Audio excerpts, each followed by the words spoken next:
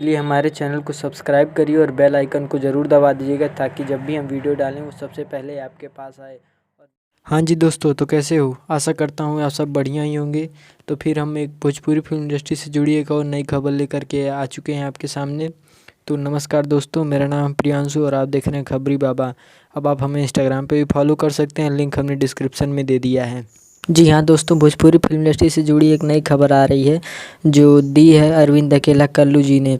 तो इनकी एक मूवी आई थी पत्थर के सनम 2 महीने पहले, जिसने काफ़ी ज़्यादा धूम मचाया था और वो मूवी इस समय 1.5 करोड़ मतलब पार कर दिया है। उसने 1.5 करोड़ व्यू पार कर दिया है यूट्यूब पर। और ये खुशखबरी अरविंद अकेला कल्लू ने खुद अपने इंस्टाग्राम पर शेयर की। तो आपको पता ही होगा कि ये काफ़ी ड्रामा और एक्शन और रोमांस से भरी हुई फिल्म है, जो कि राजघराना फिल्म के लेवल में आई थी। और इसको डायरेक्ट किया था नीरज रणधीर ने और म्यूजिक डायरेक्टर थे रजनीश मिश्रा, जिसको भोजपुरी लैंग्वेज में बनाया गया था इस फिल्म को। और इसके स्टारिंग थे अरविंद अकेला कल्लू जी और अवधेश मिश्रा और साथ ही साथ यामी सिंह।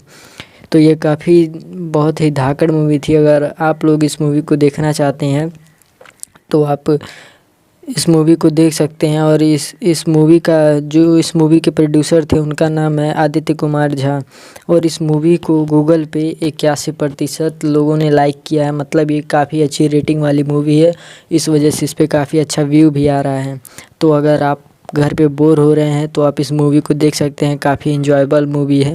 तो अभी आप लोग इस मूवी को सर्च करके आप लोग देख सकते हैं, काफ़ी दमदार मूवी है ये।